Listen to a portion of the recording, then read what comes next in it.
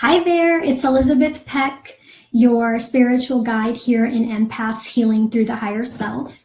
I wanted to take a few minutes today and come on and talk to you all about a post that Jody commented or put in the Facebook group. It was a question that she asked to the group, and the question received a lot of comments and there was a lot of discussion.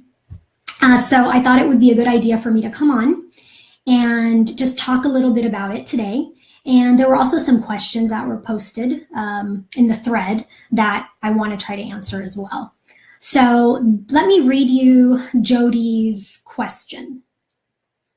Does anyone believe having trauma in your life has any connection to being an empath? It's a good question. So I want to start by saying that being an empath and having trauma, there can be a connection and a correlation, but trauma is not exclusive to empaths. All people experience some sort of trauma in their life. Trauma is defined as a deeply distressing or disturbing experience. And everyone experiences that at some point in their life. Trauma, the way that I see it, is pain. And pain is pain. So it's important to understand that trauma is not just reserved for empaths, right? We need to understand that there are many people who suffer silently and have had traumatic events in their life, while there are people who are more vocal about the trauma that they've experienced. And I think that that's important to understand because there are various degrees of trauma. And I think that society tends to look at something that is trauma as, multiple losses, violence. We tend to have these severe connotations to what trauma is. But the truth is, again, pain is pain. And so those who have suffered traumas carry them with them and aren't as vocal. It tends to be because they don't feel that their pain is as worthy as someone else's pain, because maybe it doesn't live up to those standards of really being bad enough, quote unquote. Or, well, nobody died, so, it couldn't have been that bad. Or you're okay, you're not, you weren't hurt physically. So there are all of these type of comments that people can make that can make those who are not very vocal and who are silent about the pain that they've experienced, it can actually make them minimize the pain and the trauma that they have suffered in their life, which is something that I see all the time. And so I think it's just important to understand that, again, pain is pain. And all people carry pain within them until it is properly healed, which actually leads me to the next question, which came up in this thread, which Teresa asked. She wanted to know, what does it mean to properly process and heal? And I think that's a great question, and it's a fair question. Unfortunately, it's not something that I can give you a prescription for. I can't say to you, it's step 1, 2, and 3, because the reality is that healing is a personal experience, and there are many paths to healing. And healing can come in many ways, and it's different for every person. Sure, some people can have common experiences, but to be able to give a recipe for what it is exactly, it's not possible.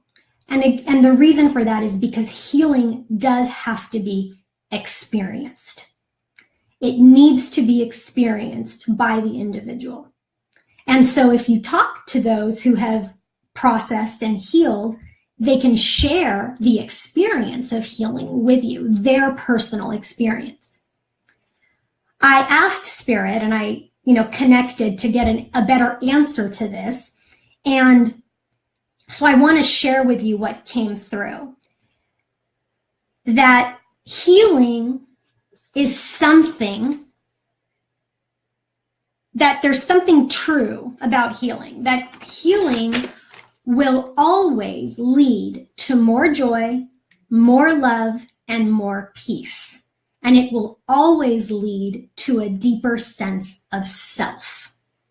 For this is what healing brings: peace and a deeper sense of self. So I hope that helps.